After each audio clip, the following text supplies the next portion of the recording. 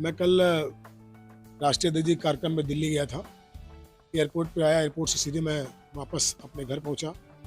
सूचना मिला कि बहुत बड़ी संख्या में व्यापारी समाज के सारे वैश्य परिवार के लोग हमारे घर के बाहर ही धरने में बैठे थे। धरने में उनकी अपनी मांग थी कि जिस ओम प्रकाश जायसवाल जी को, मनोज जायसवाल जी को पुलिस ने हिरासत में लेके जेल भेजा है, वो मुलजिम नहीं है, वो गलत तरीके से उनको फंसाया गया।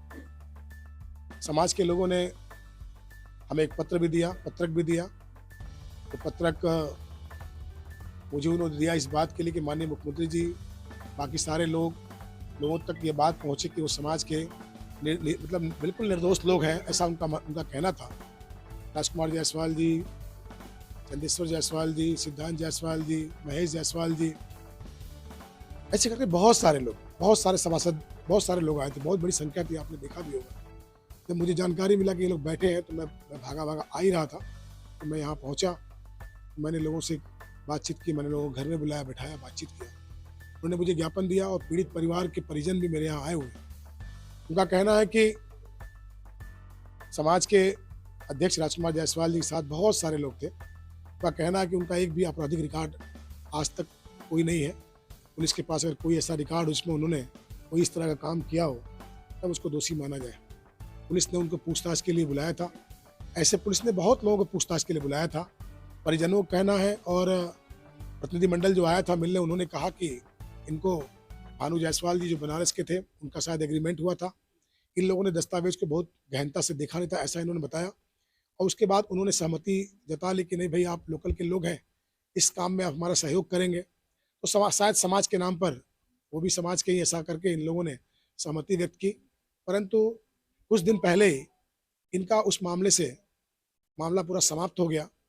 इन लोगों ने कहा कि नहीं, अब हम लोग नहीं कर पाएंगे आपका सहयोग, ऐसे करके मामला खत्म हुआ। जानकारी मुझे मिली कि पुलिस ने भानु जायसवाल को भी बुलाया था, पूछताछ भी किया था, ऐसा प्रतिनिधिमंडल के लोगों ने मुझे बताया। पूछताछ में भी भानु जायसवाल ने स्पष्ट किया कि मेरे किसी मामले में भी इनका कोई लेना देना नहीं है। पहले हमने इनसे बात किया था, परंतु इनसे अब कोई मेरा मामला कोई इनसे नहीं है। इनका हमारा सारा बीच खत्म हो चुका है, ऐसा उन्होंने बताया। जो मेरे जानकारी में है कि सुग्गू ओम प्रकाश जायसवाल, सुग्गू जी जो प्रबंधक हैं, उनकी पत्नी भी बीमार रहती हैं। अभी उनको ब्रेस्ट का कैंसर हुआ था, उनका ऑपरेट भी हुआ है। और मैंने भी व्यक्तिगत रूप से, मैं भी यहाँ पला बड़ा हूँ, मैंने भी यहाँ दुनिया देखी है, मगर मुझे नहीं लगा कभी आज तक मैंने कभी ओम प्रकाश जायसवाल जी को किसी गुनाह करते हुए देखा। जो बात उन्होंने कही, इस बात से मैं भी इनकार नहीं कर सकता।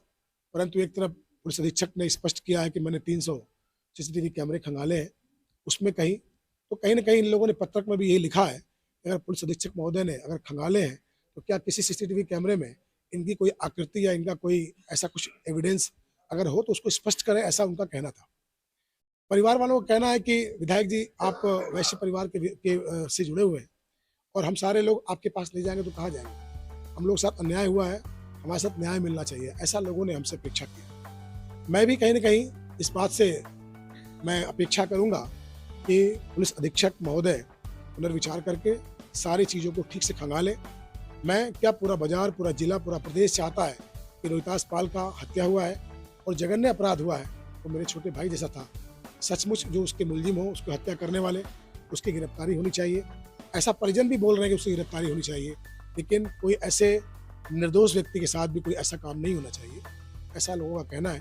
मैंने उनका पत्र ले लिया है और मैं उस संदर्भ में संबंधित अधिकारियों को पत्र भेज के उनसे इस बात के लिए अपेक्षा करूंगा कि दूध का दूध और पानी का पानी हो। और चूंकि मैं व्यापारी समाज से आता हूँ, यहाँ का विधायक हूँ, और वो जो लड़का जिसका देहांत हुआ है वो मेरे छोटे भाई जैसा था।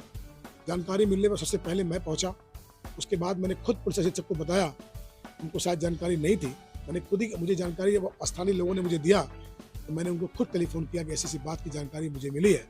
मैं मौके पर पहुँचा, पुलिस फोर्स भी मौके पर पहुँची, लेकिन अब तक शायद सही मुलजिम की तलाश परिजनों के हिसाब से नहीं हो पाई है। पुलिस अधीक्षक महोदय ने इन लोगों को साजिशकर्ता के रूप में पाने की बात की पुष्टि प्रेस वार्ता के माध्यम से करी है। तो मैं चाहूँगा कि वास्तव में वास्तविकता आनी चाहिए और जो अपराधी है, जो मुलजिम है, उसकी गिरफ्तारी होनी चाहिए ताकि परिवार को न्याय मिल सके। मैंने पत्र स्वीकार कर लिया, आगे जो भी कार्रवाई होगी वो भी मैं अपने तरीके से संबंधित को पत्र लिखूंगा।